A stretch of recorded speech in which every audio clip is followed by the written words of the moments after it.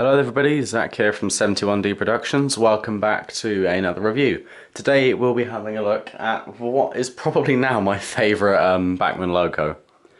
It is, of course, the Bachmann 24/1. I know it doesn't look much like a 24/1, but that's what the box said, so we're going to go with it. So this is 32444, class 24/1, 97201, experiment. And it is wearing the BR RTC blue and red livery. RTC was Rail Treatment Centre, I want to say. Or Rail Treatment Control, Rail Head Treatment Control, I believe. So, yeah, and of course, all the locomotives were based up at Derby. I'm not sure if 97201 is still around today, but here she is. So, without further ado, let's just get straight in and have a look at the detailing on this locomotive. So, of course, first things first, the front of the locomotive. So, the head code discs I did actually fit myself, just there and there, as they were often there on the real life example, and I just thought they looked good. Well, they were, to be honest. I just like the idea of having head code discs on the loco. There are also lamp irons, which I believe are separately fitted here, and here. I mean, there's two smaller ones in the middle, I think. We also have handrails here. These are, just by the way I can feel them, they are die cast. They have a sort of feel to them of a paper clip, so I'd assume they are metal. And then we have these sprung buffers on the front. I like Bachmann and Helljan's technique for sprung buffers where they're not shiny and metallic, as it just... I don't like the feel they give off on Hornby locos. It just doesn't look good. So the handrails have all been picked out in, they've all been picked out really nicely. They are separately fitted. They look really, really nice as well. The windows have been glazed and of course windscreen wipers are there. We've also got the overhead warning stickers fitted to the front. Not stickers, but you know what I mean. They've been printed on. And down at the front, not quite as much detail pre-fitted as the Helljan 33, but there are still some parts around the front which have been fitted. I could fit the detailing because I mean I did do the the head code discs. So yeah, honestly the front not too bad. The roof is really nice. I do like the blue on the roof and on the side of the loco. Just the overall contrast of the red and the blue gives such a nice livery, which is why I went with it. Also, it's just something unique, and I like to have similar things on the layout which are unique and different. So, on the side of the locomotive, we do have these door handles. They are part of the mould, which is a shame, but it's not a huge bother. There is also cab detailing inside. The windows are glazed, and they look really, really nice. The grills all look really, really nice as well. They have all got such a nice finish to them. They're not moulded. They are all etched properly and they look good. Speaking of etched, we do not have etched nameplates, not even in the detailing bag. I had a similar gripe with the Helljan 33 for this. Come on, people.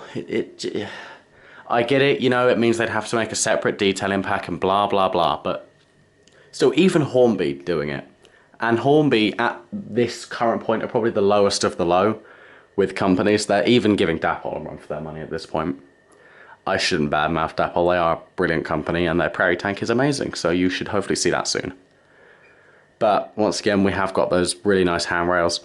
Now, I did notice this with the Sutton Locomotive Works, how the buffers and the roof are different. Obviously, the Sutton Locomotive Works version has a more, it's been in work feel to it, and the 24 just it's like fresh out of the works. But yeah, the grills are really nice.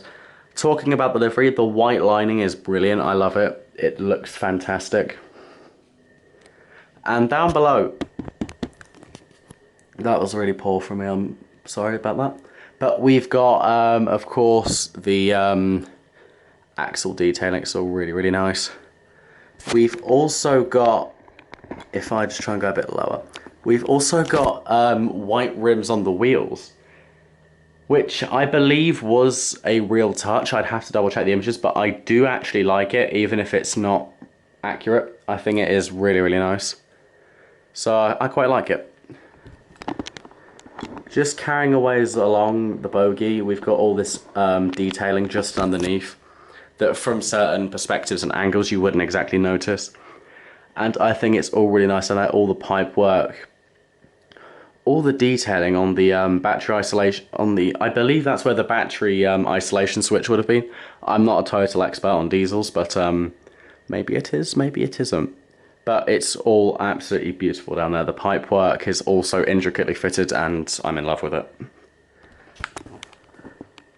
Just carrying along slightly, more axle detailing. It's more or less the same down the other end, but there are a few smaller details which I will point out down that end. Okay, yeah, I didn't fit the discs to this end just because I didn't think it was necessary, of course. On like videos, things like that, I can just flip the loco around if I want the disc to be facing a certain way. I may fit them to this end as well, but I may put a different code on them, which if you saw both sides of the loco in a clip would look a bit off, but just for different purposes, I suppose. Because those discs, if you misalign the lights, they are such a pain to get out and redo. It took me, I think, 3 attempts on both to get them good enough. Yeah, it's really annoying. But yeah, so just coming along the side of the loco a bit, we've got the classification right there, which I think is a really nice touch. Just the general side of the loco I think is really, really nicely done. Overall, I mean, you can see just slightly underneath the handrail to the right, there is something there. I'm not sure what, but yeah, detailing is superb on this loco, and there's more to come on the roof. Okay, so the roof has got some really nice detail on it as well. We have got, if I just bring the loco along slightly, we have got these really nice, just small detailings here in these gaps, which I think look wonderful. Just everything on the roof is all nicely done. It looks good. And yeah, I think honestly it's really, really impressive just the level of detail and effort that went into this locomotive. And also I have ran it in before this review, so yeah, I'll show you how it runs after you've given it a run in. Okay, admittedly my bad, I do usually do it. I missed it on the A3 video as well, which is embarrassing, but first a brief history on the Class 24s.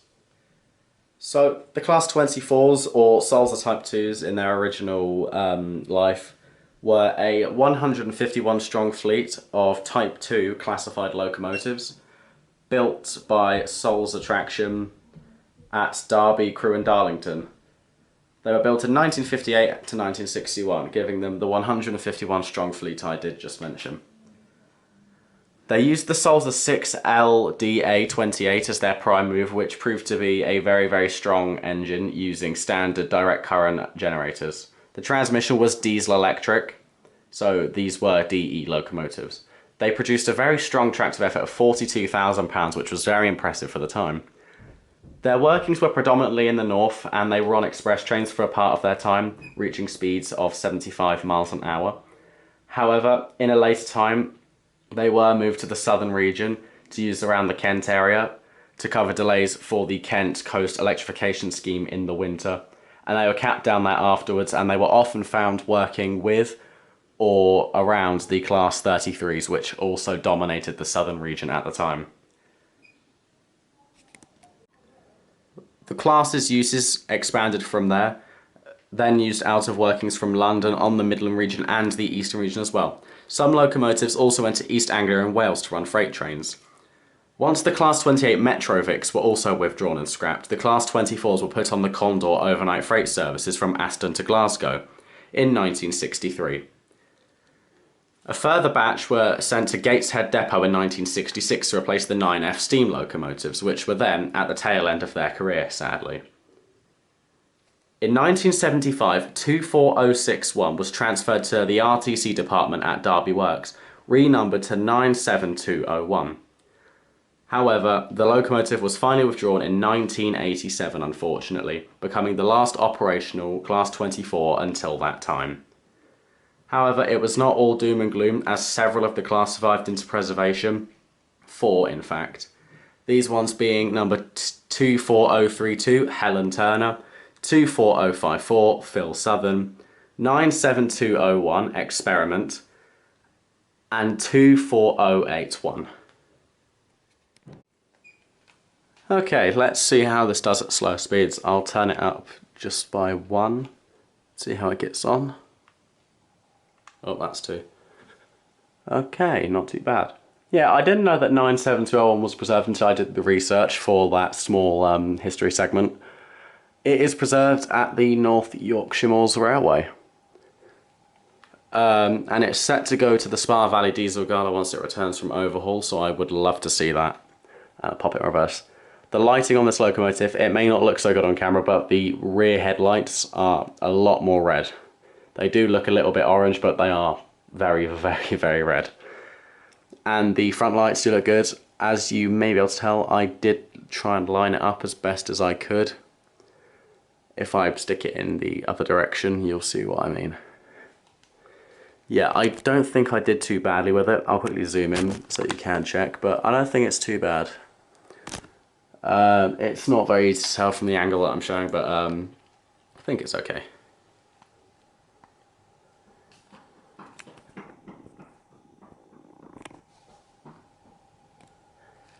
Yeah, okay, it's not a bad runner at all. Right, well, I'll send it back to go and fetch the stock that I provided for it.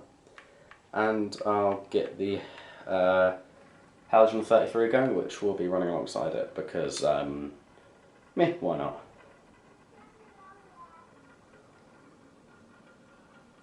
In its own time, I hope. I think that my control might be out of signal a little bit. That's what I get for using wireless.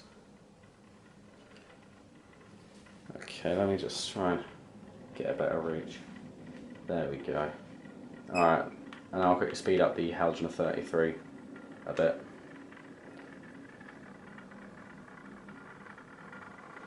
There we go, that's better. Just went off like a bullet there. Okay, the 24 has collected its coaches, so let's change its direction and let's get it underway. Or it can keep on moving. Oh, there we go. Yeah, response time is... Oh my god, it's lost the coaches. That's embarrassing. Okay, let's try this again. Okay, here we go again. Halogen 33 is doing its business. So let's try and do this as smoothly as possible and hope that I don't miss the coupling this time. I don't know how I managed that. I think I've got it? Yeah.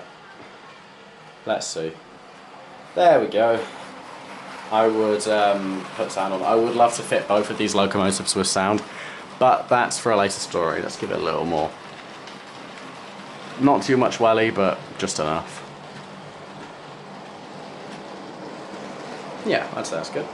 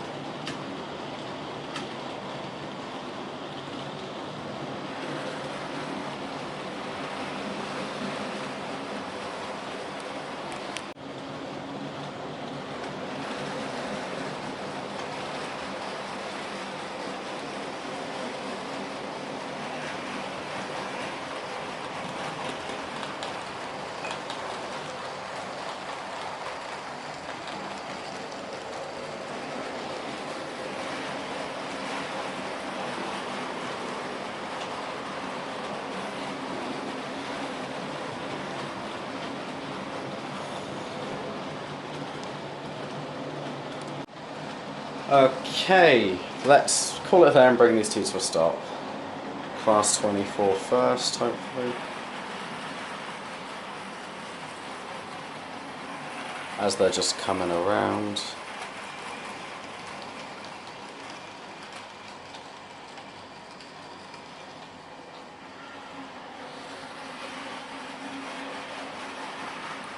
Okay, and pop the lights off.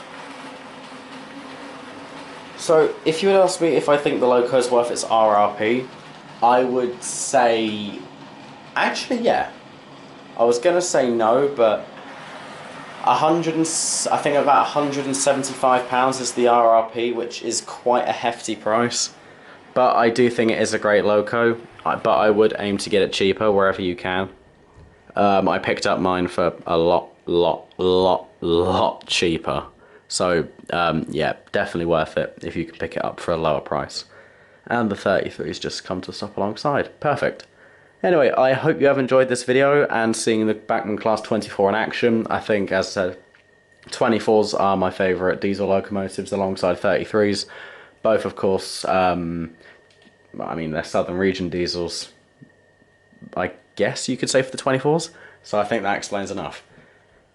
Anyway, yeah, I hope you have enjoyed. Make sure to like, share, subscribe, and yeah, you know, just try to chant to your friends and family. Anyone else who's got the addiction for railways. And yeah, with that, goodbye.